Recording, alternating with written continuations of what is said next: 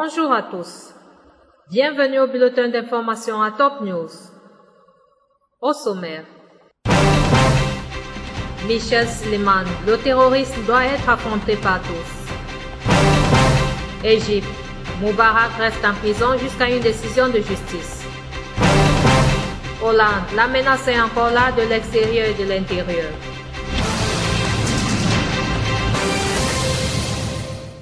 Voici les détails. Une source officielle au ministère des Affaires étrangères et des expatriés a assuré que le ministre turc des Affaires étrangères Mevlut Cavusoglu a confirmé que Hayat Boumediene, la compagne du preneur d'otages tué vendredi par la police à Paris, recherchée par la France, est entrée en Syrie le 8 janvier via la Turquie. Monsieur Cavusoglu a précisé qu'elle était entrée en Turquie le 2 janvier et qu'elle s'était probablement rendue depuis en Syrie. Cette déclaration constitue une reconnaissance officielle que la Turquie contribue au passage principal pour l'infiltration des terroristes étrangers en Syrie. Ceci constitue une violation flagrante des résolutions du Conseil de sécurité relatives à la lutte antiterroriste, a dit la source. La Syrie réclame à la communauté internationale d'agir pour mettre un terme à la politique turque responsable directement du développement de l'activité terroriste dans la région et de réactiver les mécanismes inclus dans les résolutions du Conseil de sécurité pour mettre fin au terrorisme et au phénomène des combattants étrangers, a-t-elle conclu.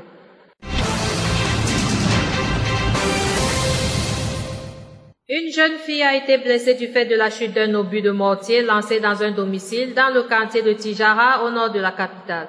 Une source au commandement de la police a indiqué à l'agence officielle SANA que l'obus de mortier est tombé au 7e étage d'un immeuble, causant aussi des dégâts matériels dans le domicile.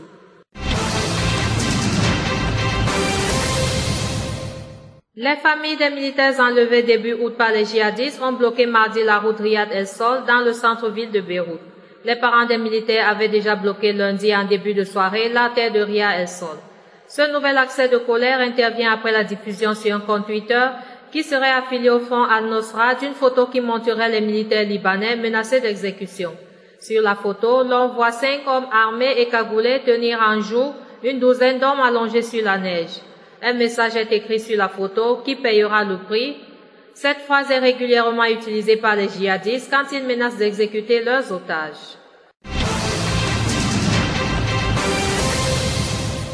L'ancien président libanais Michel Suleiman a estimé mardi que le terrorisme doit être affronté par tous. Le terrorisme doit être affronté par tout le monde. Le but du terrorisme est de faire peur, a déclaré M. Suleiman à l'issue de sa réunion avec le mufti de la République, Abdelatif Derian. Il a dans ce contexte estimé que l'État a un rôle essentiel à jouer dans la lutte contre le terrorisme en mettant en œuvre la justice sociale et en faisant en sorte que les personnes incarcérées soient jugées. M. Suleiman a également indiqué qu'il soutient le dialogue entre le courant du futur et le Hezbollah, ainsi que celui entre le courant patriotique libre et les forces libanaises.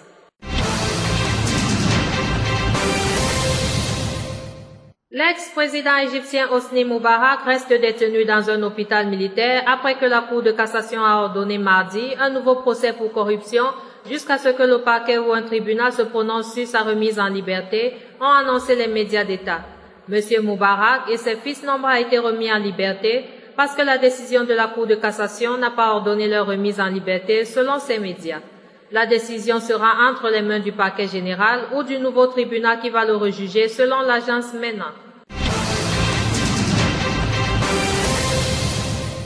François Hollande a rendu hommage mardi aux 3 policiers tués la semaine dernière par les auteurs des attentats, ces policiers morts pour que nous puissions vivre libres. La France tout entière partage votre douleur et votre peine, a déclaré François Hollande s'adressant dans son discours aux familles des victimes. Clarisse Jean-Philippe, Franck Brinsolaro, Ahmed Beramet sont morts pour que nous puissions vivre libres. C'est ce que des centaines de milliers de nos concitoyens ont voulu exprimer dimanche partout en France en se levant en masse pour partager votre chagrin, pour affirmer leur attachement à la liberté, à la démocratie, à la fraternité, pour délivrer un message de gratitude aussi aux forces de l'ordre. François Hollande estime que la menace terroriste est encore là, de l'intérieur et de l'extérieur, mardi lors de la cérémonie d'hommage rendue aux 3 policiers morts la semaine dernière. Nous n'en avons pas terminé avec la menace, elle est là, parfois loin de nous, située à l'extérieur au-delà de nos frontières, Elle est encore là à l'intérieur et nous devrons redoubler de vigilance, a mis en garde le chef de l'État. Par ailleurs, le président François Hollande a lancé mardi lors de la même cérémonie que la France ne cède jamais, ne plie jamais, elle fait face, elle est debout.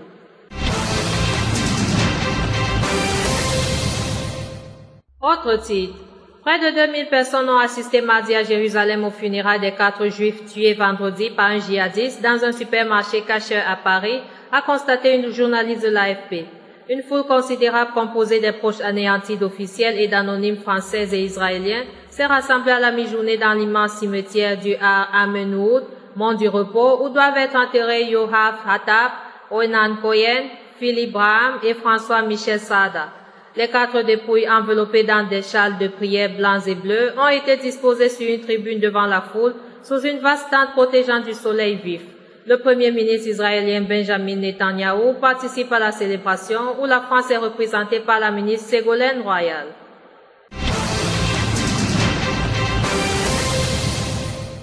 Le président israélien Reuven Rivlin a jugé mardi inacceptable que les Juifs aient peur de marcher dans les rues d'Europe en portant des signes de leur appartenance religieuse. Nous ne pouvons pas permettre qu'en 2015, 70 ans après la fin de la Seconde Guerre mondiale, les Juifs aient peur de marcher dans les rues en Europe en portant la kippa et la tzitzit, des cordelettes du culte juif, a dit le président aux funérailles des 4 Juifs tués vendredi à Paris dans l'attaque d'un magasin cacheur. Un hommage au correcteur de Charlie Hebdo, tué la semaine dernière dans l'attaque contre le journal, va avoir lieu jeudi dans son village natal à Kabylie, à l'est d'Alger, annonce mardi un faire-part publié par la presse algérienne.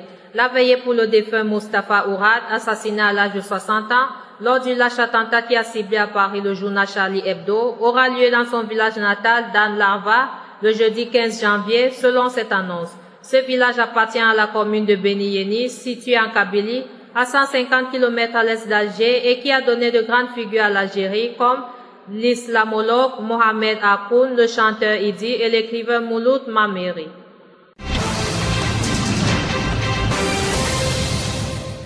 Cameroun. Hier, lundi 12 janvier, Boko Haram a essuyé un cuisant revers lors d'une incursion contre une position de l'armée camerounaise dans la région de Kolofata, dans l'extrême nord du pays. Les djihadistes venus en nombre du Nigeria voisin avaient pour cible un camp militaire tenu par des militaires camerounais. L'assaut s'est soldé par 143 morts côté Boko Haram et un soldat camerounais tué selon le gouvernement. Merci à vous qui nous suivez de Beyrouth et aussi au Cameroun. Bulletin présenté par Anna Ekame.